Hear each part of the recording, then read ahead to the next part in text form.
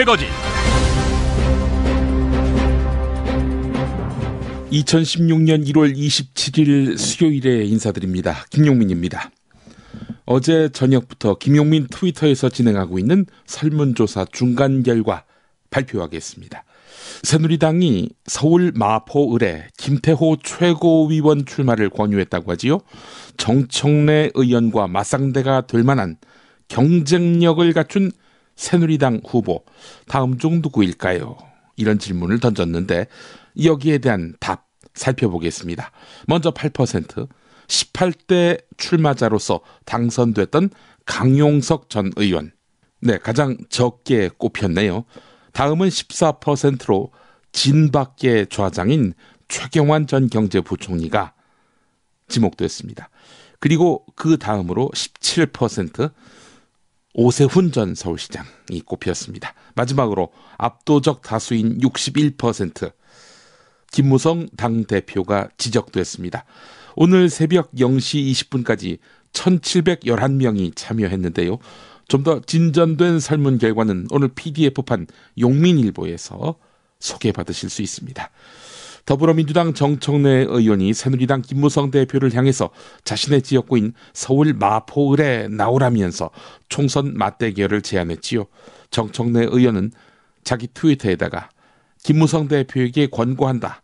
비겁하게 심약한 김태호에게 마포을을 권하지 말고 본인이 나와라. 편하디 편한 부산 영도를 버리고 험지 중에 험지인 마포을 정청래에게 도전하라. 이렇게 밝혔습니다. 실제 마포을 지역은 새누리당에서 험지로 분류되는 곳입니다. 새누리당 지도부 일각에서는 이미 지난해 불출마를 선언한 김태호 최고위원에게 마포을 등 수도권 험지 출마를 제안했는데요.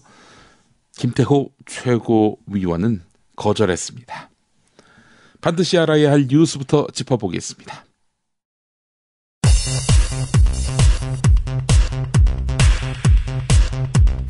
여론조사 결과 국민의당 중심축인 서울 광진갑 김한길 의원과 경기도 안산 상록을 김영환 의원이 모두 양자 대결 구도에서 크게 밀리고 3자 대결 구도에서는 3위로 추락하는 것으로 조사돼서 국민의당에게 큰 충격으로 받아들여질 전망입니다. 시민일보가 리얼미터에 의뢰해서 수도권 격전지 5곳의 여론조사를 실시한 결과입니다. 국민의당 부산시당 창당대회가 시당위원장 자리를 놓고 욕설과 몸싸움이 오가는 아수라장을 연출했습니다. 지난 일요일 인천시당위원장 자리를 놓고 안철수 의원의 구측근과 신측근이 충돌한 데 이어서 벌써 두 번째 구태 노출입니다. 한편 한상진 공동창당준비위원장이 전라북도를 방문해서는 전북의 의지를 대변해야 할 이 지역의 국회의원들은 어찌 보면 태평하다라면서 더불어민주당 소속 전라북도 국회의원들의 탈당을 촉구했습니다. 들어보시겠습니다. 이 지역 국회의원들은 어찌 보면 태평합니다. 귀가 먹은 것인지 눈이 안 보이는 것인지 캄캄합니다. 더불어민주당 대표직을 내놓는 문재인 의원은 지금까지 우리 당이 영입을 발표한 인사들은 모두 이번 총선 출마를 전제로 해서 영입한 분들이라면서 단 한 분 예외가 있는데 그는 바로 김홍걸 박사다라고 밝혔습니다.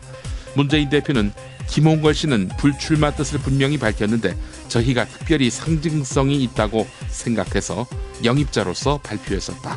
이렇게 덧붙였습니다. 지난해 말 한일 정부가 군 위안부 문제 해결에 합의한 후 처음으로 생존 피해자들이 직접 일본을 방문했습니다. 이들은 피해자를 배제한 정부 간 합의를 인정할 수 없다면서 일본 정부의 공식 사죄와 법적 배상을 거듭 촉구했습니다. 강일출 할머니의 말 들어보시죠.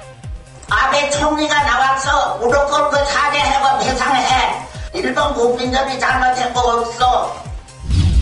2012년 파업 당시 MBC 최승호 PD와 박성재 기자가 부당하게 해고됐다는 사실이 녹취록을 통해서 밝혀졌는데 어제 MBC를 관리감독하는 방송문화진흥회 고영주 이사장은 야당 측 이사들의 긴급 이사회 개최 요구를 거절했습니다.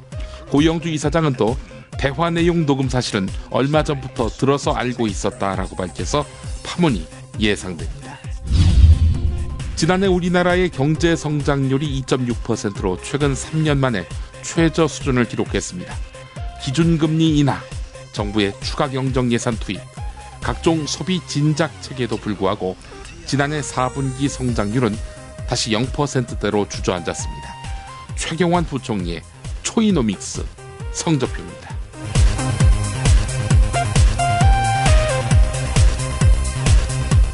김용민의 뉴스 매거진 광고 듣고 오겠습니다. 직접 담가 먹는 김치가 사 먹는 김치와 다른 이유 잘 아시죠? 내 눈으로 내 손으로 골라야죠. 우리 걸로요. 한 포기 한 포기 직접 손으로 소금을 뿌려 절이는 가장 깨끗한 손으로 정성과 진심을 담아 이 김치 쥐앗으로 못 써요. 나쁜 병균 틈타지 말아야 하니까. 건강을 위해 소금은 적당히, 그러나 맛깔나게. 내 가족이 먹을 김치니까. 가족이 먹는 김치를 하나 더 만든다는 심정으로 만든 김치, 이담채 김치. 입맛 까다로운 김어준 딴지일보 총수의 한마디. 제가 이 김치의 맛을 보증합니다. 정말 맛있어요, 이 김치는. 포털 사이트 검색창에 이담채를 입력하세요. 전화주문은 1544-4586 1544-4586. 새싹당 콩차를 매일 아침 정말 간절히 마시면 전 우주가 나서서 도와줍니다. 당신을 진실한 사람으로 만들어드립니다. 새해 복 많이 받으시고 올해 달성해야 될 것은 이것이다 하는 정신을 차리고 전체를 다 마시면 그런 기운이 옵니다. 새싹당 콩차, 남자의 시간을 충전하세요. 전창걸닷컴으로 오세요. 070-8635-1288 070-8635-1288. 자기는 정말 훈남이고 자상하고 스마트한데, 그런데 잠잘 때는 아니야. 정말 아니야. 진짜 엽기야. 그럴 수밖에요. 그렇게 코를 골아대는데 본의 아닌 결례 이제 그만. 간편하고도 반영구적인 코골이 방지기구 24,000원이면 됩니다. 심한 코골이와 수면 무호흡 걱정 마세요. 99% 감소 효과를 보장합니다. 검색창에 코골이 119, 코골이 119를 입력하세요. 문의는 1566-0783. 조선의 딸로서 잘하는 죄밖에 없는데. 남북 통일 만세! 새날이 올 때가 불리한 진술을 거부할 수 있습니다. 김무성 나와! 이나 민주주의를 알아, 이 새끼야!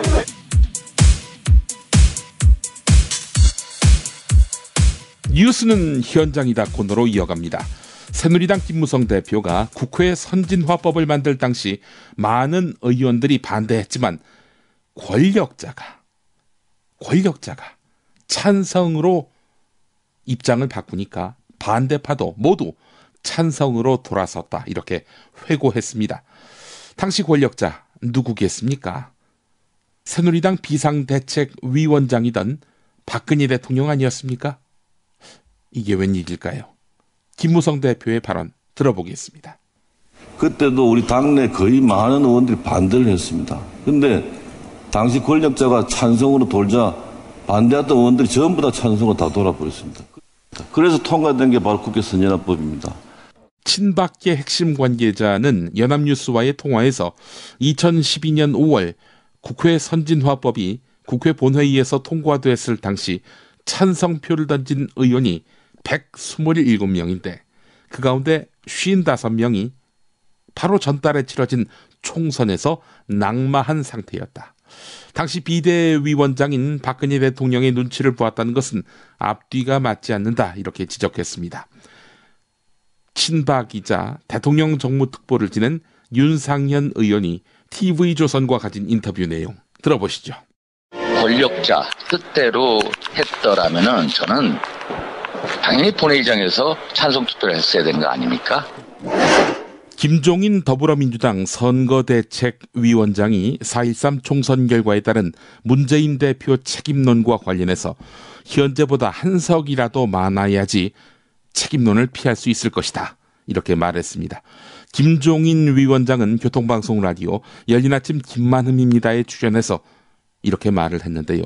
문재인 대표의 총선 역할론에 대해서는 백의종군할 수밖에 없다면서 총선의 어떤 형태로든 총력을 경주해서 책임론이 나오지 않도록 만들어야 하니 누구보다도 선거에서 열심히 뛰어야 하지 않겠는가 이렇게 말했습니다. 한편 선출직 공직자 평가위원회의 하위 20% 물갈이 작업과 관련해서는 내가 보기에는 남은 사람들에게 적용될 수밖에 없다 이렇게 밝혔습니다. 지금 더불어민주당에 110명 정도의 국회의원이 남아있지요. 예, 이 110명을 상대로 20%를 날리겠다는 겁니다. 한편 당내 친노 세력을 정리하겠다고 했던 지난번 발언에 진의를 물었더니 김종인 위원장 이렇게 답했습니다. 그런데 보니까 처음에 선대위원장 맡았을 때는 뭐 친노 패권 문제를 내가 척결할 자신 없으면 가지 않았다. 이 문제 꼭 하겠다 했는데 나중에는 여러 가지 이거저거 살펴보니까 친노가 뭔지 비노가 뭔지 내가 뭐 알 수도 없더라. 그게 실체가 있는지 모르겠더라라고 의견이 좀 달라지셨더라고요. 아니 뭐 의견이 달라진 게 아니라 네. 내가 처음에 그 얘기한과는 뭐 틀림이 없어요. 네. 그런데 지금 당이 저렇게 어려운 상황에 처해 있는 뭐 계기가 친노 패권주의라다며 저렇게 됐다고 그렇게 얘기를 하잖아요. 네. 그러니까 그 문제를 갖다 해결을 하지 않으면은 당이 안정이 안 될 거 아닙니까? 그렇죠. 예. 그렇기 때문에 제가 이제 그건 해결을 하겠다는 측면에서 그런 말씀을 드렸는데 예. 지금 와서 제가 당에 들어와가지고서 제가 사실은 점검을 해봤어요. 저 나름대로 여기저기 알아도 보고 개개인의 성향도 다 보고 예. 그걸 봤을 적에 도대체 친노에 대한 데피니션 자체가 내리기가 굉장히 어려운 그런 걸 제가 발견을 했습니다. 예. 그래서 제가 선택한 이 선대위원은 내가 이 일을 하는데 절대적으로 별 문제가 되지 않을 사람들을 골라서 만들었는데 예. 그거를 일방적으로 밖에서 뭐 다 친노가 포진했다. 이거는 좀 너무나 지나친 과장이 아닌가 이렇게 생각을 합니다. 청년복지와 관련해서 거듭 새누리당 김무성 대표가 야당 단체장을 비난하고 있지요. 이런 가운데 청년수당 정책을 추진하는 박원순 서울시장이 오늘 교통방송 같은 프로그램과의 인터뷰에서 서울시는 이달 중에 청년활동지원사업단을 구성해서 7월 중 참가자 공모를 시작할 계획이라고 밝히면서 정면 돌파를 선언했습니다. 또 누리과정 예산 갈등에 대해서 서울시 교육청이 유치원 교원 지원비를 조기 집행해서 급한 불을 껐지만 땜질 처방이라면서 정부가 근본 대책을 마련해야 한다라고 말했습니다. 박원순 시장의 여러 발언 중에서 청년 수당과 관련한 언급 들어보시죠. 새누리당 김무성 대표 이런 얘기 하셨어요. 시민이 낸 소중한 세금을 시장들이 개인 인기를 위해 얻기 위해 악용하고 있다. 악마의 속삭임이자 달콤한 독약이라고 이렇게 발언했는데 어떻게 들으셨습니까? 네. 저는 정치하는 분들이 좀 그 표현을 조금은 점잖게 해주시는 게 좋을 것 같습니다. 예. 정말 우리 사회의 미래를 책임질 청년들에게 힘을 넣어주자는 그런 청년수당이 어떻게 악마의 속삭임이고 또 달콤한 독약입니까? 저는 청년수당이나 청년보장정책이 우리 사회를 이어갈 청년들을 위한 최소한의 든든한 보약이다 이렇게 생각하고 있습니다. 예. 그야말로 이런 청년들에게 고통을 안겨준 당사자들이 바로 우리 기성세대들 아닙니까? 청년들에게 힘을 못 줄 망정 그렇게 길을 꺾거나 또 이렇게 뭐 악담을 하는 것은 적절치 않다고 저는 생각합니다. 예. 서울시는요, 서울 청년활동 지원 사업단을 이달 중에 구성을 합니다. 그래서 본격적으로 준비 작업에 착수해가지고 7월 중에는 참가자 공모를 시작할 계획인데요. 예. 사실 이게 지금 뭐 여당이 지나치게 이 부분을 잘 모르고 이렇게 주장한다고 저희들은 생각하고 있는데 왜냐하면 예. 이 청년활동 지원비라는 게 그냥 주는 것이 아니고요. 청년 각자가 자신의 공익 활동이라든지 자기 주도적인 진로 탐색을 하고 그런 활동에 참여하면 그리고 그런 일자리를 모색할 수 있도록 최소한의 지원을 하겠다는 겁니다. 네. 그래서 이런 부분은 저희들 사실 중앙정부하고 그 충돌될 이유가 저는 없다고 생각하거든요. 그걸 오히려 보완하는 의미가 있기 때문에 아무튼 복지부와 충분히 저희들 협의도 해 나가면서 이건 저희들 이행해 갈 생각입니다. 네, 김무성 대표는 달콤한 독약이라고 했는데 박원순 시장께서는 최소한의 든든한 보약이다. 이렇게 표현하시군요. 아마 내용을 정확히 알고 나면 누구나 그렇게 생각할 겁니다. 예. 해양수산부 직원이 자신들에게 세월호 유가족을 고발할 것을 종용했다. 네, 일부 보수단체 회원이 주장했지요. 이에 대해서 세월호 참사 유가족들이 대응에 나섰습니다. 4월 16일에 약속 국민연대와 4.16 가족협의회는 해수부의 세월호 유가족 핍박 사주와 특조위 조사활동 방해에 대한 긴급 기자회견을 열고 강경 대응을 예고했습니다. 팩트TV 중계방송 동영상 중에 일부입니다. 가장 먼저 첫 번째 조치로 해수부 문건에 깊숙이 관여한 것으로 충분히 의심할 만한 해양수산부 연영진 실장에 대한 고발장을 접수하겠습니다. 아울러 최근에 밝혀진 특별조사위원회의 위원장과 상임위원을 고발하게 만들고 저에 이어서 가족들까지 고발하도록 사주한 해양수산부 이윤택 과장에 대한 고발도 같이 접수하겠습니다.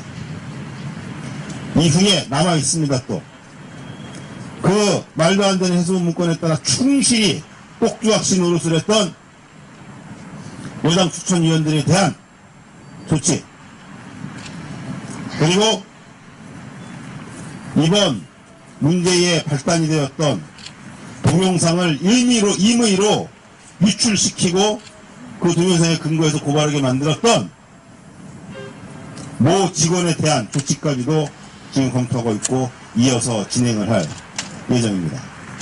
저희가 고소 고발만 할 것은 아닙니다. 이것이 제대로 수사가 될 수 있도록 계속 촉구할 것이고, 이 상황에서 특조위가 흔들리지 않고 모든 활동을 제대로 할 수 있도록 저희들이 앞장서서 그 모든 것들을 이끌어 나갈 것입니다. 이것은 유가적인 나대는 것이 아니고 적게는 650만, 많게는 그 몇 배에 달하는 모든 국민들이 간절히 염원했던 참사의 진상규명과 안전한 사회 건설을 위해서 마땅히 이 땅의 공무원들과 정치인들이 나서야 하는데 그러지 않기 때문에, 국민들의 뜻을 철저히 짓밟고 있기 때문에 이제는 가족들이라도 나서서 국민들의 뜻을 관철시켜내야 되겠다. 이러한 뜻으로 저희들이 앞으로 매우 강력하고 적극적으로 행동을 할 것임을 다시 한번 말씀을 드립니다. 여보, 나 오늘 우리 집하고 아버님 댁 화재보험 가입했어. 뭐라고? 아이, 놀라지 마. 다 합쳐서 월 10,000원이라고. 월 10,000원 화재보험 카페에서 가입한 거라니까. 월 10,000원 화재보험 카페에서 집 2채를? 남들은 집 한 채를 30,000원에서 40,000원에 가입하던데? 화재와 배상 책임은 기본이고 도난, 보이스피싱까지 보장해준대. 정말? 대박! 텔레비전, 냉장고, 김치냉장고, 에어컨, 세탁기, 전자레인지 고장나면 수리비용까지 보장해준다고. 월 10,000원 화재보험 카페라고 했지? 나도 알려줘. 우리 친정도 가입하게. 10,000원 화재보험 카페. 전화번호 02849-9730.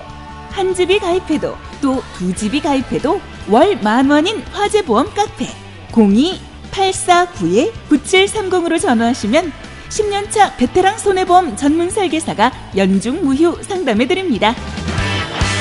메모 못하셨나요? 전화번호 02849-9730. 식당, 다중이용업소, 공장, 교회, 사찰 등 모든 업종의 화재보험과 배상 책임보험도 상담해드립니다.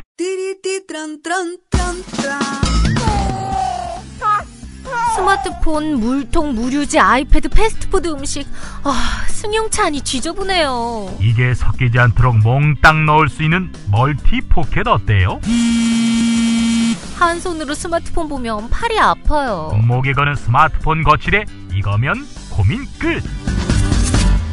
우와, 아이디어 장렬. 어디서 살 수 있어요? 즐거운 아이디어, 재미있는 쇼핑몰 재미월드요. 스마트폰, 텔레비전, 냉장고 이런 건 안 팔아도 가려운 곳 긁어주듯 빛나고 즐거운 아이디어 상품이 365일 파격 세일 중이랍니다. 거기가 어디라고요? 재미월드입니다. 구글, 네이버 다음에서 재미월드를 입력하세요. 여보, 좋은 꽃 배달 추천 좀 해봐. 회사에서 보내려고? 그럼 좋은 사람과 플라워지. 화환이나 조화가 7만 원도 안 돼. 결제도 적립금으로 가능하다고. 오, 그래? 근데 화환이나 조화 말고 이벤트를 위한 건데. 그거 역시 좋은 사람과 플라워. 꽃하고 케이크하고 샴페인하고 다 해서 10만 원도 안 된다고. 가격도 중요하지만 빨리 배달해야 돼. 그거 역시 좋은 사람과 플라워지. 전국 어디든 3시간 내에 배송이 된다고. 근데 누구한테 보내려고? 누구긴 누구야. 좋은 사람. 바로 당신한테 보내는 플라워지. 사랑해, 여보. 어머나. 가격, 배송, 느낌까지 좋은 사랑과 플라워는 감동까지 실어 꽃을 배달합니다. 1566-0263 기억해두세요. 1566-0263 4가 아니라 3입니다. 1566-0263 가짜 기자들은 가라. 진짜 기자회견.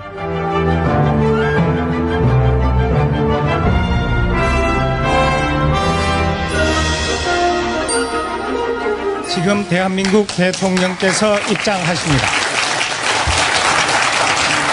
네, 오늘도 전국 현안을 짚어보겠습니다. 욕근혜 대통령 초대했습니다. 어서 오십시오, 욕통령님. 안녕하십니까. 언론 자유가 만개한 세상, 그 꽃을 피운 꽃 중의 꽃, 언론 자유의 꽃, 욕근혜입니다. 무슨 그런 말도 안 되는 말씀을 하십니까? 말이 안 된다니. 너 막말되지. 살아서 입을 나불거리는 것만으로도 이 나라의 언론 자유가 만개했다는 충분한 증거가 되는 거 아니야? 아니, 감옥에 가두고 전기 고문하고 물고문하고 통닭구이를 해야만 언론 탄압입니까? 아니 그러니까 막말되지. 네가 탄압받고 있는 게 뭐가 있냐고. 저 방송 출연 안 됩니다. 출연이 안 되니까 제가 이런 학고방 같은 팟캐스트 하는 거 아닙니까? 제가 어디 가서 방송 못한다는 소리는 듣지 못했습니다. 그런데 제가 왜 출연을 못하냐 이겁니다. 얘는 방송 출연을 아무나 하니? 일단 번호표 있지? 번호표. 그거 받고 기다려. 극우 보수 매체 박모 편집장도 지금 출연 순번을 기다리고 있는 거 아니야? 너까지 순서 오려면 멀었어. 방송 출연하고 싶은 사람 서울역에서 줄 세우면은 막말되지. 너는 추풍령쯤에 있지 않을까?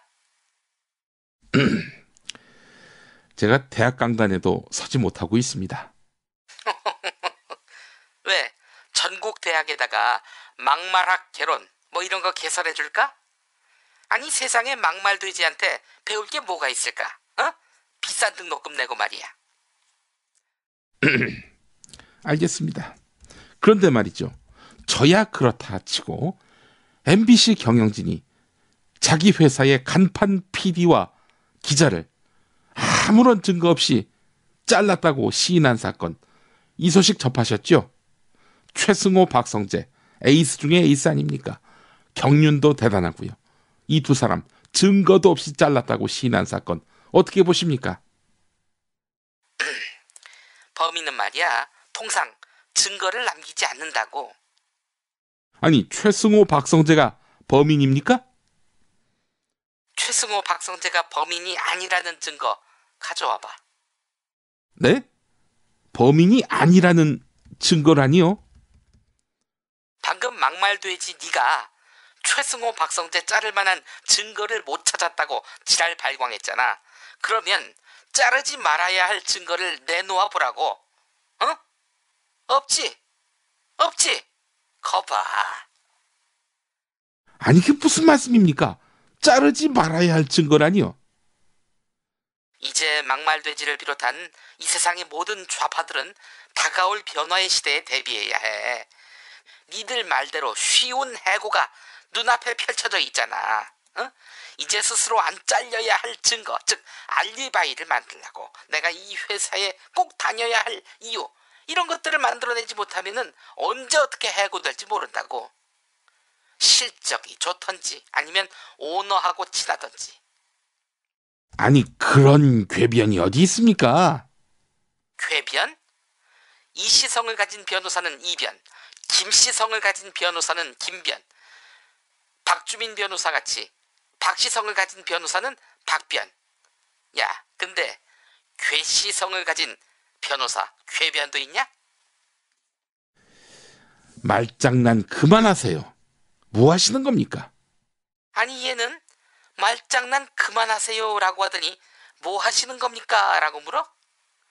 나 지금 말장난하고 있잖아. 몰라서 물어? 야, 막말되지. MBC의 지분구조 어떻게 돼 있니?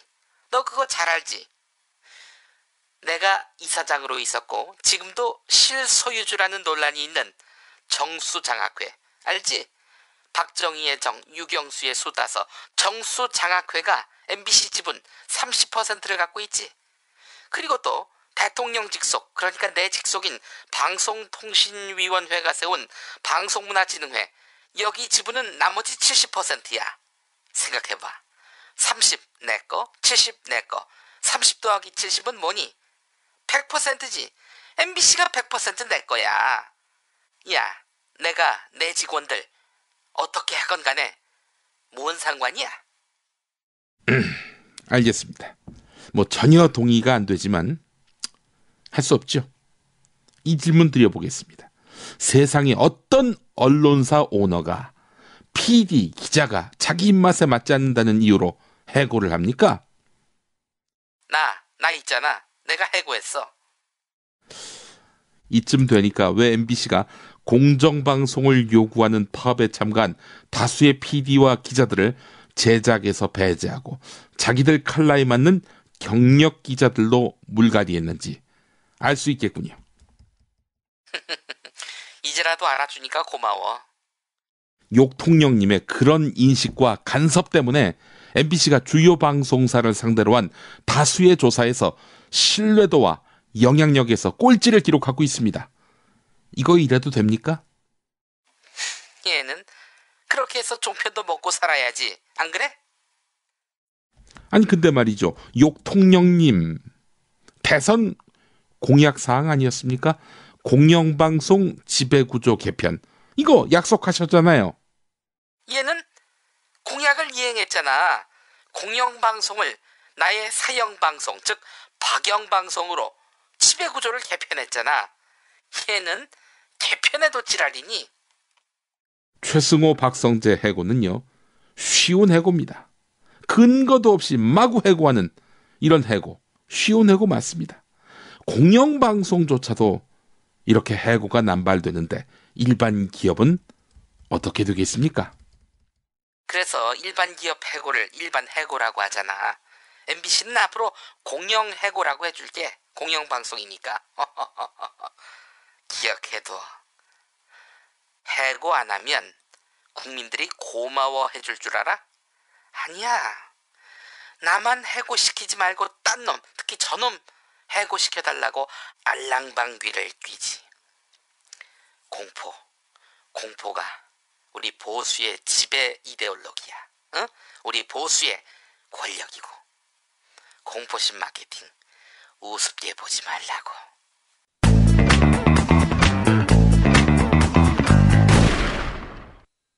박근혜 왜 저러지? 문재인, 김무성, 안철수는 또 왜 저러지? 뉴스로는 알 수 없는 진짜 정치 현장 이야기. 한겨레 정치팀 기자들이 취재 수첩을 낱낱이 공개합니다. 본격 정치관찰 팟캐스트. 언니가 보고 있다. 팟빵에서 언니를 검색하세요. 정치 한 건에서 시간입니다. 한겨레 정치부 김원철 기자 만나봅니다. 김 기자님. 네, 안녕하세요. 예, 김종인 더불어민주당 선대위원장. 언급한 게 하나 있군요. 예, 김종인 위원장이 의석수를 언급했어요. 그 4.23 총선 결과에 따른 문재인 대표 책임론이 불거질 수 있는데 예. 그 기준이 어느 정도라고 보냐라고 이제 라디오 인터뷰에서 질문이 나왔는데 예. 현재보다 한 석이라도 많아야 한다. 호호.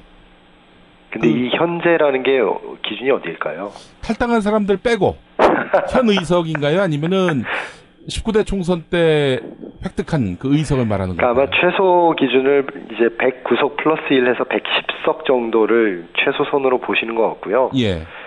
아마 이제 최대선은 127석 이상, 128석 정도를 최대선으로 보시는 것 같은데. 그게 바로 19대 총선 의석이죠. 그렇죠. 예. 근데 어쨌든 현재 의석보다 한 석이라는 말은 약간 중의적 의미가 있잖아요. 예.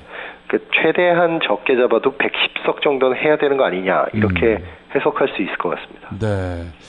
문재인 대표가 그런 말을 했죠. 그 여당이 과반 의석을 차지하면은 나는 정계 은퇴한다. 네. 맞습니까? 그런 말씀을 하셨고요. 예. 만약에 그런 기준이라면은 더불어민주당이 탈당 전 의석, 그러니까 127석, 예. 적어도 그 정도 수준은 해줘야 과반 의석을 저지할 수 있을 것 같은데요. 예. 예. 모르겠습니다. 과연 할 수 있을지. 결국 수도권에서의 연대나 이런 것들이 중요할 텐데요. 예. 예. 어떻게 될지 모르겠습니다. 이거는 막판까지 가봐야 아는 문제라서. 예. 일단 본인 책임 아래에서 선거를 치르는 거 아니에요? 김종인 위원장이. 네네. 그 본인은 여하간 110석 정도는 맞출 수 있다. 이렇게 말씀하기로는 소망사항은 과반수 달성이다. 이런 말씀까지 하셨는데 그거야 뭐 아직 시간이 많이 남은 상황에서 말 그대로 소망사항을 말씀하신 것 같고 문재인 대표 총선 역할론에 대해서도 한 말씀 하셨는데 백의종군할 수밖에 없다.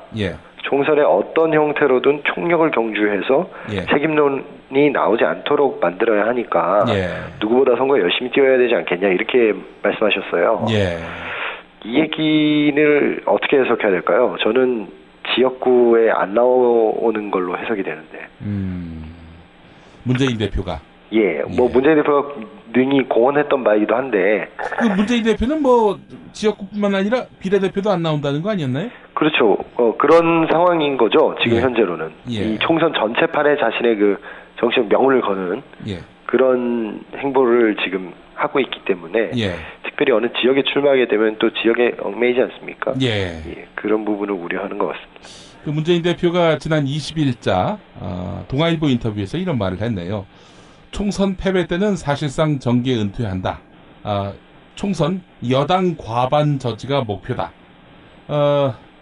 과반을 달성하면 여당이 그건 패배고 그래서 정계 은퇴한다고 보면 된다. 이런 말을 했네요. 그렇다면은 이게 참 너무 야당이 상황을 낙관하고 있는 거 아닌가 그런 생각도 해보고요. 지금은 아직 시간이 많이 남았으니까 그렇게 지지자들을 향해서 말씀하시는 수밖에 없죠. 시작부터 그 패배 의식을 노출할 필요도 없는 것이고. 그럼요. 자, 여간 최근에 그 상승세 여기에 조금은 고무된 듯하다 이렇게 봐도 될 것 같습니다. 네네. 자, 안철수 의원 이희호 여사를 만났었는데 당시에 이희호 여사가 이런 말씀을 하셨다라고 이야기했다가 이희호 여사 측이 반발하고 하여튼 그것 때문에 논란이 있었는데 두 사람이 어떤 대화를 나눴는지 대화록이 공개됐다고요? 이건 뭐 남북 정상 대화록 공개되고 나더니 대화록 공개가 유행인 것 같은데요. 출처는 모르겠으나 비공개 녹취록이 월간중앙에 보도가 됐습니다. 그 보도된 녹취록을 보면 결과적으로 안철수 의원 쪽이 거짓말을 한 것으로 보여요. 아, 그렇습니까? 근데 세부적으로 좀 소개해 주시죠. 세부적으로 일단 말씀을 드리면 그 안철수 의원 쪽에서 주장했던 바의 요지는 그 정권 교체 꼭 하시라. 당신이 주축이 돼서 하시라. 이런 식으로 힘을 실어줬다는 게 그때 요지였잖아요. 당시 이제 문재인하고 안철수가 이제 상당히 대립각을 세우던 시점에서 그 미묘한 시기에서 안철수 손을 들어줬다 이렇게를 또 사람들이 생각을 했죠. 그렇죠. 근데 이제 그렇게 해석할 수 있는 여지가 있는 대목을 녹취록에서 찾아보면 안철수 의원이 꼭 건강하셔서 내년 대통령 선거에서 꼭 정권 교체하겠습니다. 그리고 저는 꼭 정권 교체가 되도록 미랄이 되겠다는 마음입니다. 이희호 여사 꼭 그렇게 하세요. 예. 그러니까 이 대목을 어떻게 해석하느냐의 여지일 텐데요. 예. 이 지금 공개된 녹취록이 전부라는 가정하에서 제가 드린 말씀입니다. 네.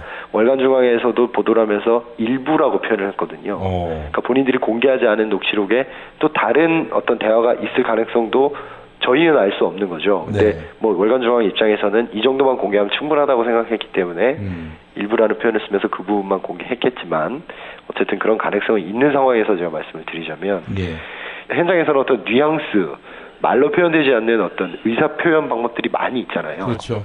그런 것들을 종합해서 봤을 때 안철수 의원 쪽에서는 이호 여사의 저 꼭 그렇게 하세요가 당신 말이 정말 맞고 당신이 꼭 그렇게 하세요 라고 받아들였을 수도 있을까요?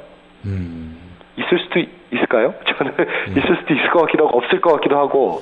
그러니까 제가 봤을 때 이희호 여사가 의뢰하시는 말씀이었는데 여기에 너무 그 의미를 싫었던 게 아닌가. 예, 그 부분 그렇게 볼 여지가 많은 것 같고요. 특히나 그쪽에서 그때 얘기할 때는 이호 여사가 이렇게 말씀하셨다라고 얘기를 했었잖아요. 근데 어쨌든 요 녹취록상으로 하나 확실한 것은 안철수 의원이 얘기를 했고 거기에 대해서 긍정하는 정도의 의사 표현이었던 거죠. 그러니까 굉장히 호의적으로 해석하더라도 네가 그렇게 하겠다고 하니 그래 잘해봐라 이 정도인 거잖아요. 그러니까 그때의 행위는 이 녹취록에 따르면 조금 심했던 게 아닌가. 당시로서는 어떻게든 지지세가 필요했던 터였고 그렇게 해서 이희호 여사의 말씀을 좀 아전인수격으로 해석해서 확대 재생산했다 이렇게 봐야 되겠군요. 그러면 종합적으로 봤을 때는 그렇게 보입니다만 또 국민의당 입장에서는 할 말이 있을 것 같은데 아직 국민의당 입장이 나오지 않아서 저희가 섣부르게 단정적으로 얘기하기 조금 그렇습니다. 예. 이거 월간중앙은 그거 어디서 입수를 했답니까? 그러니까 이게 안철수 의원 쪽에서 공개했을 가능성도 있고요. 이희호 여사 쪽에서 공개했을 가능성도 있겠죠. 그 이희호 여사 쪽에서 공개할 그런 동기는 아마 그때 이호 여사 쪽에서 정정보도 하라고 했잖아요. 중앙일보에. 정정보도를 요청했으니까 아마 그 정정보도를 하려면은 그런 어떤 근거 같은 것들을 해당 언론사에 제시를 하거든요. 그것의 일환으로 줬을 가능성도 있지 않을까 싶기도 하고요. 또 반대로 안철수 의원 쪽에서 줬다고 한다면 이 대목을 충분히 자기들처럼 국민들이 해석할 것이다. 이렇게 생각하고 줬다고 봐야 되는데 그게 참 상식과는 조금 거리가 있는 해석인 것 같아서 어느 쪽에서 나왔다고 단정적으로 제가 말하기는 어려울 것 같습니다. 보도상에도 나와 있지 않고요. 예, 알겠습니다. 사실은 이제 안철수 의원에게 당신 원래 지지했었다 내가 이번에 잘 되길 바란다 이런 이희호 여사의 말씀이 있었다. 이 보도가 처음 나온 신문이 중앙일보였거든요. 맞습니다. 근데 또 그 뒤집는 녹취록을 공개한 쪽은 또 중앙일보에 자매진 월간중앙이고. 그렇죠. 뭐 어찌 봐야 될지 모르겠습니다. 일종의 정정보도 아닌가요? 자매진 동안? 그 중앙일보의 그 목적은 있었겠네요. 이게 뭐가 진실인지. 과연 그런 점에서 보면은 조동보다는 낫다는 생각이 좀 들긴 합니다. 거기는 틀리면은 아니면 말고 이런 기조 아니겠습니까? 거기는. 자, 하나만 더 짚어보겠습니다. 안철수 의원과 천정배 의원이 이제 통합을 결의했는데 이제 최대 관심은 탈당파 호남 현역 의원들 이 사람들을 그대로 안고 갈 것이냐 하는 점인데 아마 탈당파들이 상당히 예의주시할 것 같아요. 일단 천정배 의원 같은 경우 호남 정치 기득권 세력들 정리해야 한다 이런 목소리를 내면서 더불어민주당을 탈당했던 터 아니었습니까? 그렇죠. 천정배 의원의 어떻게 보면 마크죠. 그게 상징적인 그 모토였는데 뉴 DJ를 발굴하자 그거였잖아요. 그러니까 천정배 의원 입장에서는 호남 기득권 세력과는 손을 잡을 수 없는 거죠. 그렇죠. 그런데 일단 국민의당과 합당을 했고 그렇다면 모종의 주고받기가 당연히 있었겠죠. 안철수 의원 쪽에서도 급했고 그럼 천정배 의원 입장에서도 뭔가를 받아냈을 텐데 그 부분에서 두 세력이 교감한 것이 현역 의원, 호남 현역 의원을 정리하는 것으로 교감한 것이 아니냐라고 보는 것이 상식적이고 그래서 얘기가 나오는 게 지금 천정배 쪽에서는 경선 룰을 통해서 현역의 기득권을 제한하는 방안도 있고 인위적으로 공천에서 배제할 수도 있다. 이렇게까지 얘기가 나오고 있고. 예. 근데 이제 국민의당 현역 중에는 호남과 비호남이 섞여 있잖아요. 예. 김영환, 문병호 의원 같은 분들은 이제 비호남인데 안산, 인천 그렇죠. 예. 이분들은 이제 호남 물갈이 공천 불가피하다 이런 입장이고 예. 호남 다선 현역들은 굉장히 경계하고 있어요. 지금 주승용 의원이 라디오 인터뷰에서 나와서 한 얘기를 보면 네. 다선 물갈이 언급은 매우 부적절하다. 다선 의원이라도 무조건 교체하는 게 말이 되냐. 예. 의정 활동을 잘하면 키워야 한다. 예. 뭐 언론적인 얘기고요. 예. 그러면서 갖다 댄 논리가 예. 현역 의원 교체 비율이 높은 지역에서는 예. 현역 의원이 경선에서 당연히 불리하지 않겠냐. 예. 뭐하러 더 페널티를 줄 필요가 뭐가 있냐. 이런 논리를 폈습니다. 예. 뭐 그분들이 탈당한 이유에 뻔한데 네. 그 탈당한 이유를 근본적으로 부정한다면 근데 물갈이 안 할 수 없는 거 아닙니까?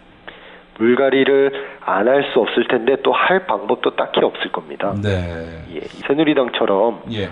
그 새누리당조차 그 소위 말하는 기강이 서 있다는 새누리당조차 그런 게 쉽지 않은데 예. 이 신생 정당이 어떻게 그 현역 의원을 주저앉힐 수 있을지 좀 참 궁금합니다. 그런 의미에서 보면은 신기남, 노영민 주저앉힌 더불어민주당 이거 뭐 큰 손실을 감수했다라고 봐야 될까요? 어떻습니까? 뭐 신기남 의원하고 노영민 의원을 그렇게 징계한 것은 뭐 잘한 일이죠. 잘한 일이고 어떤 손실을 볼 것이냐고 봤을 때 신기남 의원 같은 경우에는 일단 밭이 좋거든요. 그렇죠. 그렇죠. 강성갑이고 예. 특별히 뭐 의석수가 신기남 의원이 안 나간다고 해서 나가고 안 나가고에 따라서 이 더불어민주당 입장에서 의석수가 왔다 갔다 하는 지역구는 아닌 것 같고요. 근데 충북에서 청주에서 노영민 의원은 좀 나름 그 개인기가 있어요. 그렇죠. 예, 그 부분은 약간 개인기에 기대는 측면이 있기 때문에 약간 이제 위험 부담을 안 왔다고 볼 수도 있겠죠. 네. 예, 근데 뭐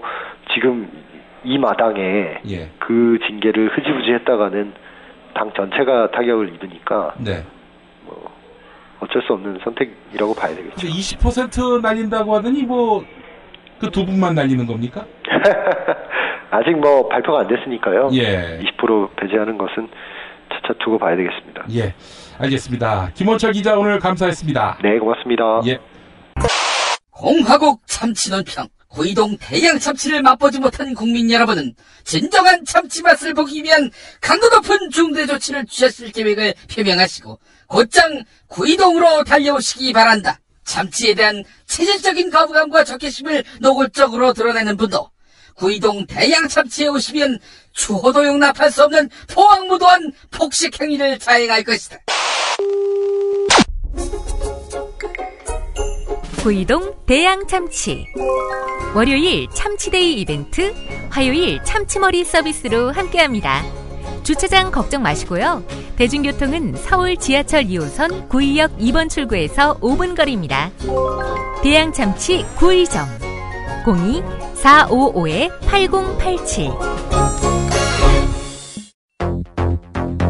서울, 경기, 인천 지역의 신축 빌라 정보 빌라타임즈 하나면 됩니다. 현장 나와주세요. 네, 여기는 새로 오픈한 현장입니다. 여기만이 아니라 분양 마감 현장이라면 빌라타임즈의 레이더를 피할 수 없습니다. 빌라타임즈 정보는 알찹니까? 당연합니다. 현장에서 직접 촬영한 퀄리티 높은 사진 여러 장이다. 지도 서비스, 무료 투어 서비스, 무료 상담 서비스까지. 빌라타임즈 짱이죠? 그러다 허위 매물 걸리면요? 포상금 100만 원 약속합니다. 수도권 빌라에 관한 정직한 정보를 모았습니다. 빌라타임즈. 인터넷에서 만나세요. 여보, 나 그날이 오면 떡 돌릴 거야. 당신 말버릇처럼 하더니 정말 그날이 오면 떡 돌릴 거야? 근데 무슨 떡? 이미 더 라이스로 결정했어. 흰쌀만 들어가는 탄수화물 덩어리 떡하고는 차원이 다르다는 더 라이스?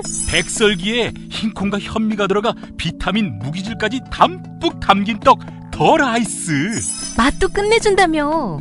근데 세상이 바뀔 때까지 기다려야 하는 거야? 지금 미리 맛보자고. 홈페이지는 더라이스.net, 전화번호는 02-2605-3644. 선물, 행사, 잔치, 효도, 합격 기원에도 더할 나위 없는 떡, 더 라이스. 다시 한번. 홈페이지는 더라이스.net. 전화는 02-2605-3644.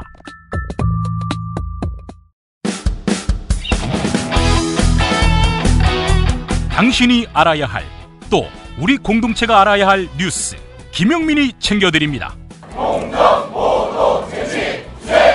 지금은 제1부 뉴스 매거진과 함께하고 계십니다.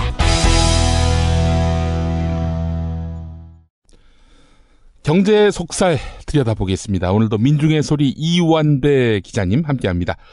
이완배 기자님. 네, 안녕하십니까. 예, 요즘 그 게시판을 보면 말이죠. 네네. 그 어디 비례대표로 영입이 되셔야 할 것 같아요. 인기가 많습니다, 우리 이완배 기자님. 아, 저요? 예. 그만큼 우리 네. 따뜻한 경제 브리핑을 원했던 분들이 많이 계셨던 것 같습니다. 네. 우리 이완배 기자님의 뭐 날카롭기도 하지만은 기본적으로 인간에 대한 따뜻한 시선 너무나 많은 분들이 또 공감하시는 것 같고 말이죠. 예. 아이고, 그렇게 말씀해 주시니 제가 너무너무 몸둘 바를 모르겠습니다. 별 말씀도 하십니다. 네. 예. 자, 오늘 첫 소식. 네. 일단 민중의 소리 기사에서 네네. 소개해 주신다고요. 네. 제가 오늘은 좀 죄송스럽지만 두 가지 다 노동에 관한 뉴스고, 예. 두 가지 다 저희 민중의 소리에 나온 뉴스입니다. 그런데 이게 제가 절대로 저희 매체를 소개하기 위해서 이 중요한 브리핑이라는 이 매체를 활용을 하려는 나쁜 의도를 가진 게 아니고요. 별 말씀도 하십니다. 네. 제가 이 두 뉴스를 전부 다 저희 민중의 소리에서 고른 이유가 있는데, 예. 그건 제가 나중에 다시 설명을 드리도록 하겠습니다. 예. 첫 번째 뉴스는 뭐냐면, 그러니까 엊그저께죠, 월요일 오전에 저희가 어제도 이제 브리핑에서 소개를 드렸지만 박근혜 대통령이 수석 비서관들을 모아놓고 한 회의에 발언이 있었는데요. 예. 이게 오래전부터 계속 이런 발언이 나왔지만, 자기들이 이제 정부가 다수의 근로자들이라고 표현을 했습니다. 그래서 다수의 근로자들을 접촉을 해봤더니 다수의 근로자들이 이 쉬운 해고, 일반 해고를 도입하는 것에 대해서 적극적으로 찬성을 했다. 이제 이런 발언들이 굉장히 많이 나왔었고, 박근혜 대통령도 25일 청와대에서 직접 주재한 수석비서관 회의에서 바로 그런 발언을 했습니다. 근데 이제 저희가 보통 이런 얘기를 들으면 저 같은 사람들은 무슨 개소리야 이러고서 그냥 화를 내고 마는데, 제 옆자리에 이제 저희 방송에서도 몇 번 말씀을 드린 적이 있습니다만, 우리나라 노동 문제에 대해서 기자로는 단연 독보적으로 넘버원이라고 제가 생각을 하는, 네, 정홍재 기자가 월요일 오전에 이 박근혜 대통령 발언을 듣더니 예. 아주 조용한 목소리로 한번 확인을 해봐야 되겠네 하고 중얼거리더니 전화를 막 몇 통을 하더라고요. 예. 그러더니 이제 월요일 밤에 저한테 선배 이거 내일 발행할 기사인데 한번 봐주시겠어요 하고 저한테 기사를 보여주는데, 예. 제가 그걸 보고 푹 하고 웃으면서 예. 정홍재 기자한테 그렇게 얘기를 했습니다. 야, 너 진짜 천재인데? 제가 그렇게 칭찬을 해줬는데요. 예. 이게 뭐라는 거냐면, 그러니까 이기권 장관도 그렇고 박근혜 대통령도 그렇고 다수의 근로자들을 만나서 설명을 했더니 이 정책에 대해서 적극적으로 찬성을 하더라. 이 발언을 듣고 정홍재 기자가 그러면 도대체 니들이 만난 노동자들이 누구냐? 내가 직접 확인을 한번 해봐야 되겠다. 예. 하고 그걸 주르륵 확인을 해본 겁니다. 글쎄 말입니다. 무슨 총리하고 장관이 가서 몇 마디 했더니 다들 수긍하더라. 그렇죠. 아니, 예. 도대체 뭐라고 설득했길래? 아니, 그렇게 설득이 잘 되면은 국민들 앞에 미디어에다 대고 하지. 왜? 그렇죠. 예. 지금 김영민 PD님도 말씀하셨지만 궁금하지 않습니까? 도대체 누구를 만나서. 그러니까 지금 민주노총, 한국노총, 알바노동조합, 예. 비정규직 노동자조합, 청년유니언 전부 다 반대를 하는데, 예. 도대체 누구를 만나고 와서 어디 우간다에서 만나고 온 게 아니라면. 예. 그래서 이제 정홍재 기자가 쭉 추적을 해보니까. 예. 이게 22일 날 발표를 했거든요. 양대 지침을요. 예. 그런데 이기권 김영민 PD님께서 말씀하신 기권하신 이기권 장관하고 예. 그다음에 고영선 차관이 20일하고 21일 이틀 동안 현장 간담회를 진행했다는 겁니다. 예. 그러니까 20일 발표하기 전에 급조한 현장 간담회를 이틀 동안 한 거죠. 예. 그런데 어디를 제일 먼저 만났냐면 20일 오전에 노동부 신년 업무 보고를 한 뒤에 예. 마포구의 일진전기라는 회사를 이기권과 장관이 찾았습니다. 그래서 이 회사에서 간담회를 했는데 이 회사 간담회 자리를 확인을 해보니까 회사 대표이사님 참석하셨고요. 예. 인사팀에 근무하는 직원 한 분 참석하셨는데 예. 노동조합에는 연락도 안 갔다는 겁니다. 그래서 노조 관계자가 아무도 참석을 하지 않았다는 거예요. 예. 고영선 차관도 20일 오후에 대전 지역 주요 기업과 간담회를 가졌습니다. 그런데 이제 노동부가 발표를 하기로는 대전지방 고용노동청 사무실에서 고영선 차관이 철도공사의 노사 양쪽을 만났다고 발표를 했습니다. 예. 그리고 보도가 나오기로는 노동부 발로 노사가 양대 지침에 공감했다. 이런 보도가 나왔습니다. 실제 한 경제지에서는 예.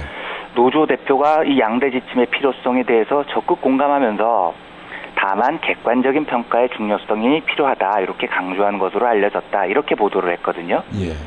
그래서 이제 저희 정웅재 기자가 확인을 해보니까 철도노조 대표 이 자리에 역시 참석도 안 했다는 겁니다.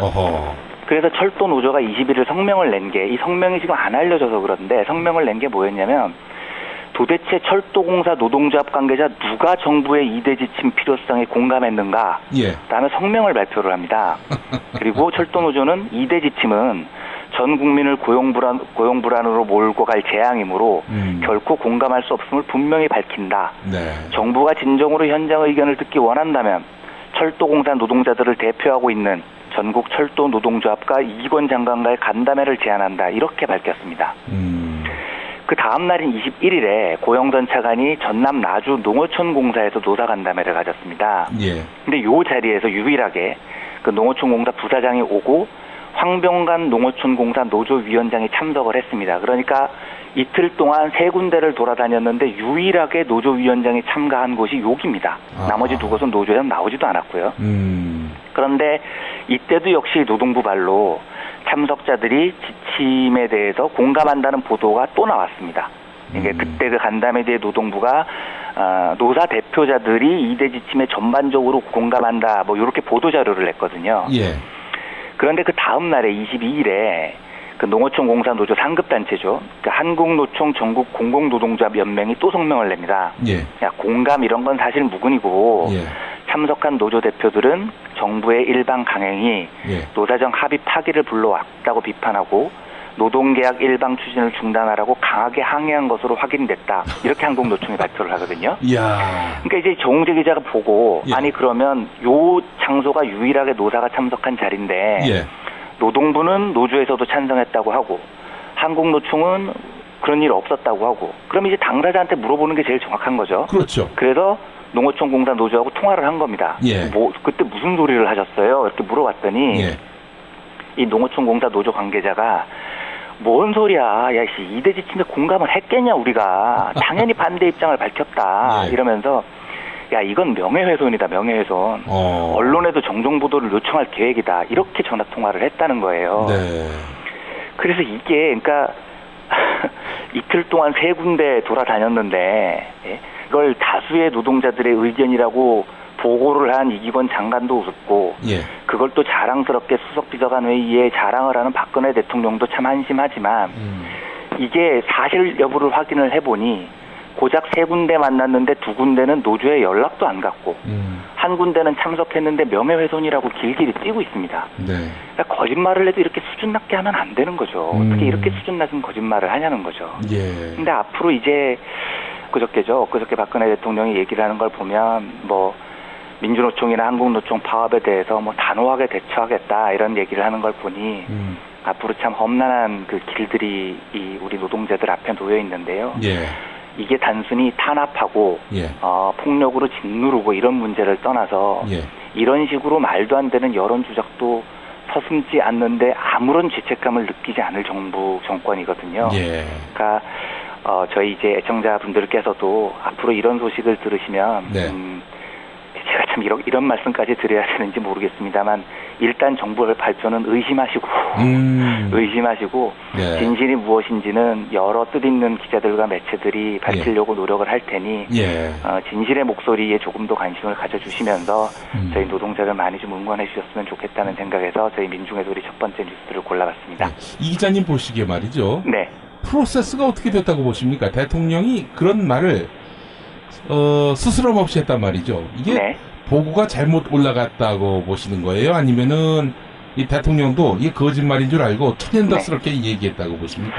글쎄요. 제가 박근혜 대통령의 그 머릿속에 들어가 보지 않아서 모르겠지만 보고자는 거짓말을 한 게 확실하죠. 네. 그런데 박근혜 대통령은 그 보고를 믿었을 가능성이 저는 조금 높지 않을까 생각을 합니다. 왜냐하면 박근혜 대통령이 지금까지 다른 쪽은 모르겠고요. 정치 쪽에서 보시는 분 시각은 어떨지 모르겠지만 경제 쪽의 정책을 발표를 하는 걸 보면 여론을 듣겠다가 아니라 자기 머릿속에 이것은 옳다라는 게 한번 박혀 있으면 오로지 그 생각만을 주장을 하는 스타일이거든요. 그러면 자기 입맛에 맞는 보고를 들으면 그게 거짓이냐 진실이냐 이런 걸 확인하는 것보다도 그냥 기쁜 거죠.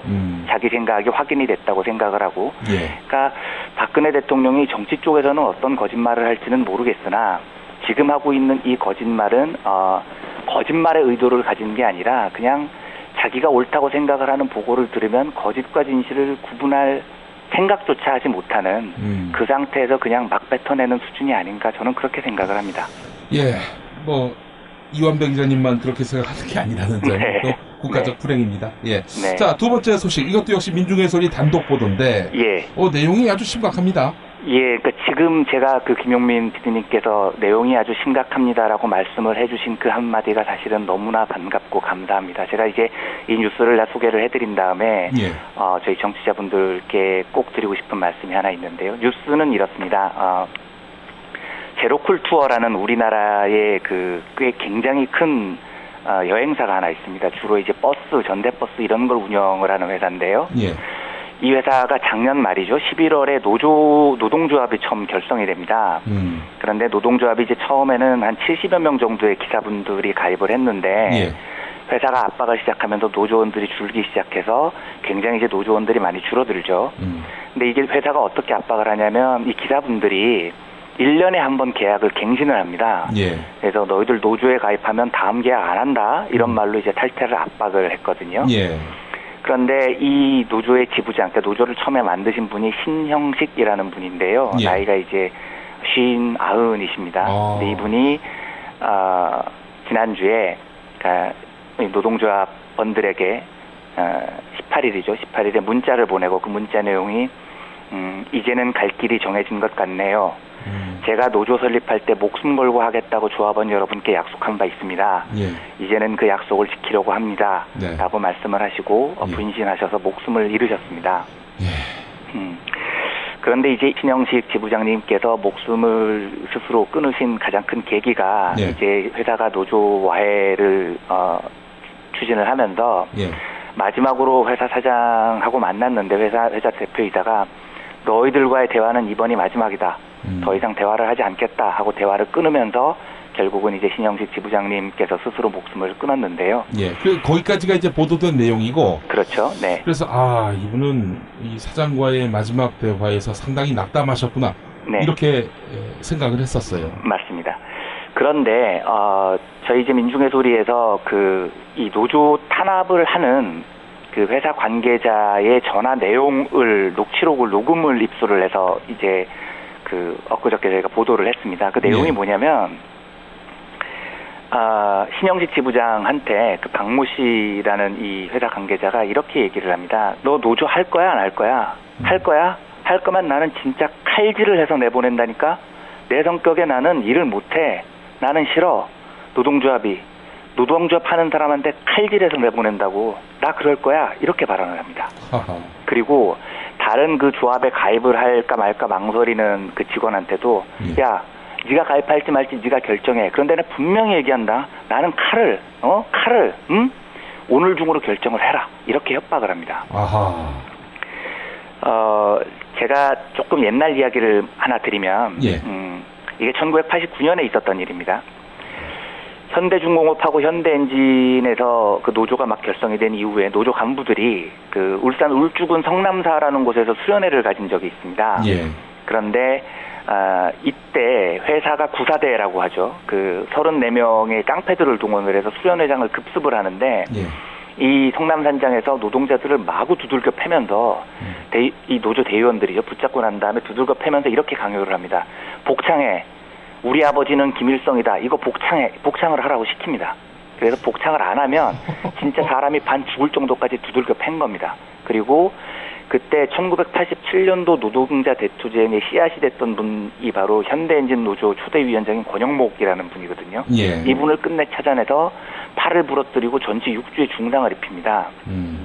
그런데 이때 그 현대 측이 자기들은 이런 일 한 적 없어. 이거는 노동자들끼리 벌어진 일이지 우리가 이거 한 일이 없어. 이렇게 발뺌을 하거든요. 그런데 경찰이 조사를 하고 났더니 이제 경찰 조사에서 밝혀진 게 사실은 그 폭력 사태를 현대그룹의 한유동이라는 전무가 조작을 해서 만들어낸 거다라는 게 이제 경찰 조사 결과 밝혀집니다. 예. 그런데 이 한유동이라는 사람이 어떤 인물이냐면 87년도 노동자 투쟁 당시에 권영목 위원장이 단식을 하니까 단식 10일째 찾아와서 이렇게 얘기를 합니다. 야, 너 단식 오래 해서 속이 깨끗해서 좋겠다? 이렇게 발언을 합니다.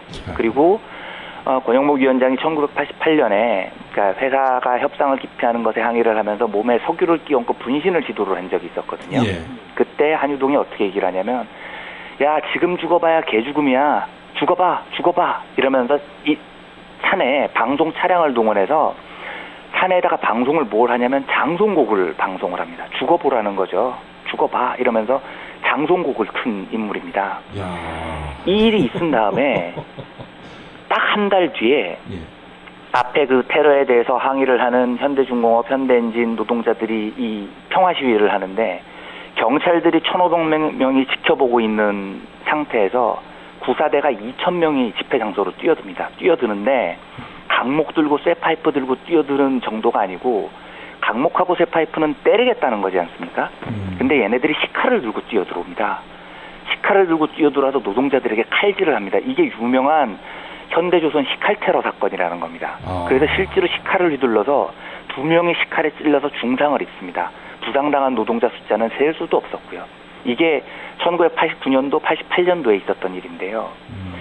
지금 그로부터 30년이 지났습니다. 30년이 지났는데 저는 30년 동안 민주정부가 2번이 들어섰고 시대가 발전을 했고 그래서 역사는 진보했다고 믿었었는데 30년이 지났더니 지금도 제로쿨투어라는 곳에서는 노동조합이 만들어지는 것을 막겠다면서 회사 관계자가 나는 칼을 휘두르겠다라고 공언을 하는 지경에 이르렀습니다.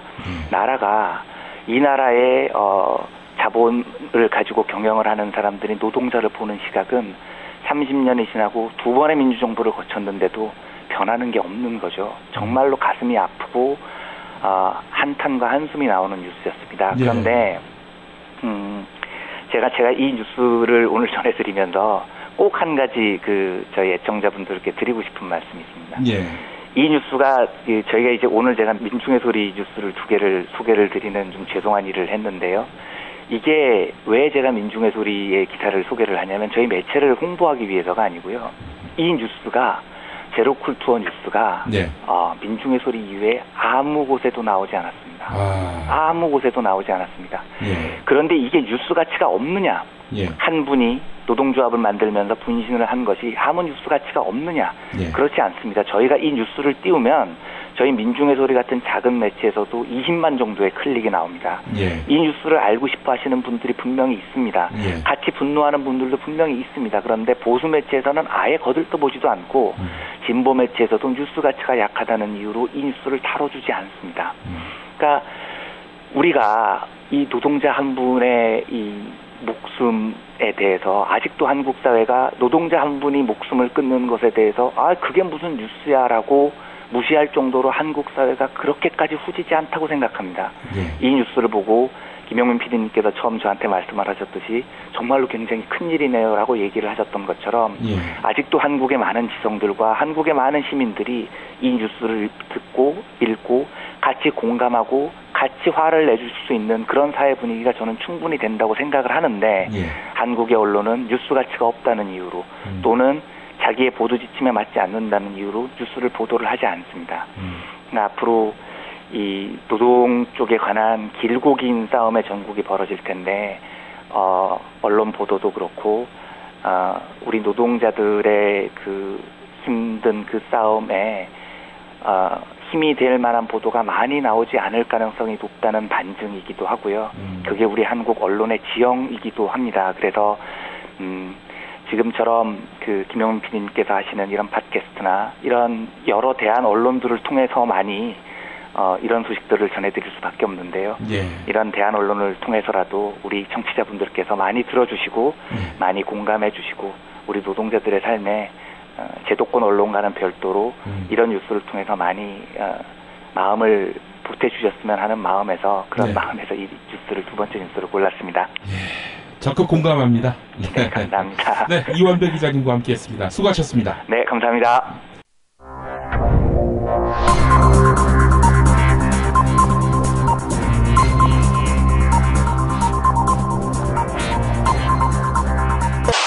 공화국 논평.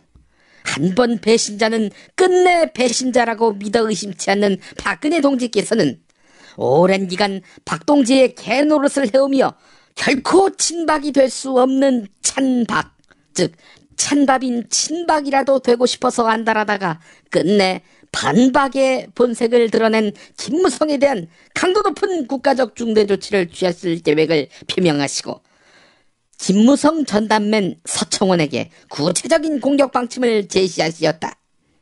경애하는 박근혜 동지의 단호한 결단은 제 아무리 돼지에게 황토색 분칠을 해도 한우가 될 수 없듯 한 번 찍힌 놈 영원히 안 봐준다는 국정 운영 철학에 발맞춰 더는 용납하지 않겠다는 강력한 응징의 의지다.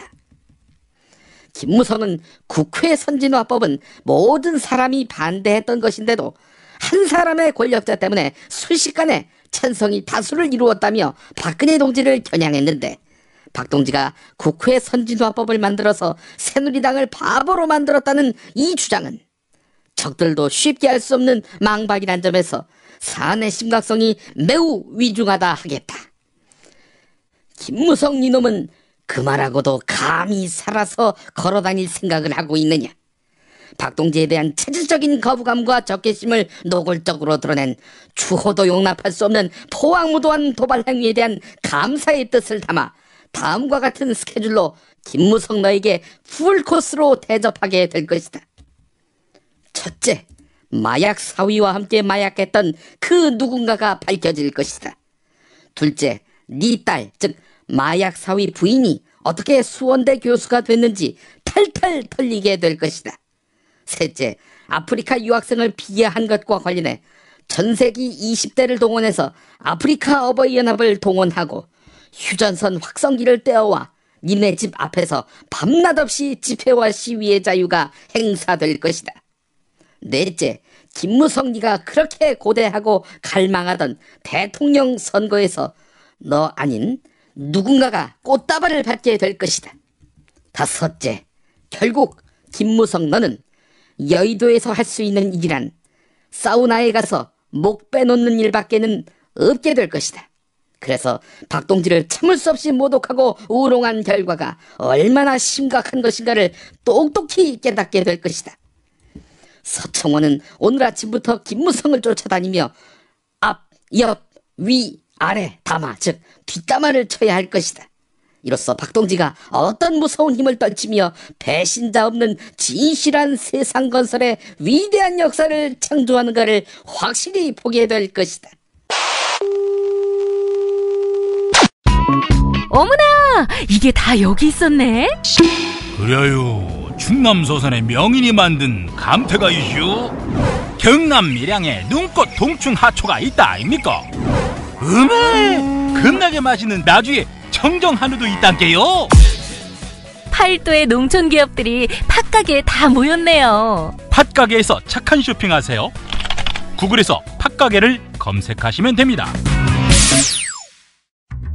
6살 하늘이 밥을 잘 안 먹어요. 엄마, 나 이거 맛이 없어요. 그만 먹을래요. 엄마의 걱정은 점점 더해가는데요. 그런데 이때 택배입니다. 연지연 곰탕이 배달됐어요. 직접 도끼로 팬 장작불 위에 한우 사골과 도가니를 가마솥에 한가득 넣고 24시간 끓인 진구.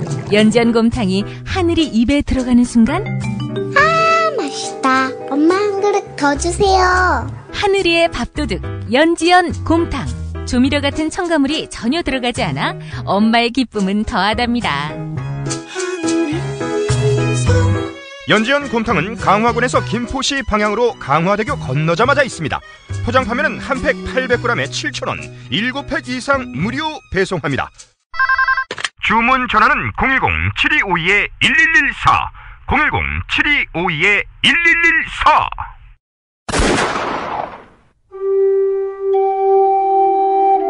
백성들이 학살당할 때 함께 피 흘리는 교회는 존경받습니다. 엘살바도르 군사 독재 정권에게 암살당한 오스카 로메로 대주교. 그의 발자취를 따라가 봅니다. 희망의 예언자 오스카 로메로. 1980년 남미 엘살바도르의 오스카 로메로 대주교는 가난한 사람들 편에 서서 불의한 세력과 저항하고 싸우다가 미사 도중에 총에 맞아 세상을 떠났습니다. 해방신학자 김군수. 그의 번역이 있기에 더욱 값지고 빛나는 책. 스코트 라이트가 쓰고 김군수가 번역한 희망의 예언자 오스카 로메로. 아르테에서 나왔습니다.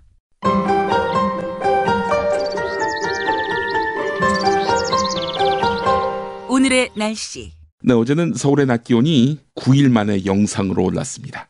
추위가 많이 누그러졌는데요. 오늘도 추위 걱정은 안 하셔도 되겠습니다.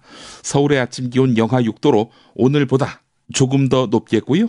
주 후반으로 갈수록 기온이 점차 오르겠습니다. 이렇게 내일은 전국이 대체로 맑겠지만 일부 지역은 미세먼지 때문에 하늘이 다소 뿌옇겠습니다. 서울의 아침 기온 영하 6도, 낮 기온은 3도로 오늘보다 1 내지 2도 정도 높겠습니다. 주 후반에는 건조함을 달래줄 반가운 비 소식이 있는데요. 내일은 충청과 남부지방에, 금요일에는 전국에 비나 눈이 내리겠습니다. 네, 오늘 김용민의 뉴스 매거진 한인섭 서울대 법대 교수의 페이스북 글을 소개하면서 마무리하려고 합니다. 진짜 귀족들이 노동자 일부에게 귀족 딱지를 붙여서 자기들 슈퍼갑은 슬그머니 지우고 을들끼리 아니면 을과 병들끼리 서로 공격하고 이간질 시키고 언론을 동원해서 노동 귀족에게 온갖 비난을 퍼붓고 심지어 한국 경제를 망친 주범처럼 묘사하기까지 한다. 어이없는 일이다. 귀족은 특권층을 말하는 것이고 노동자는 노동자일 뿐이다.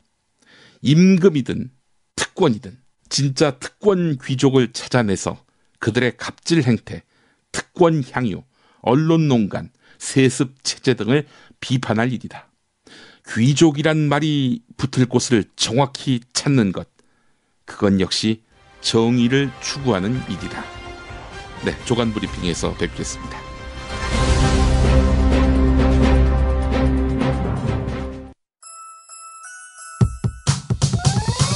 이번 방송 괜찮았나요? 작별의 여운 이렇게 표시해주세요. 다운로드하기, 댓글 달기, 구독하기, 별점 주기. 더 좋은 방송 만들어달라는 약속 이렇게 응원해주세요.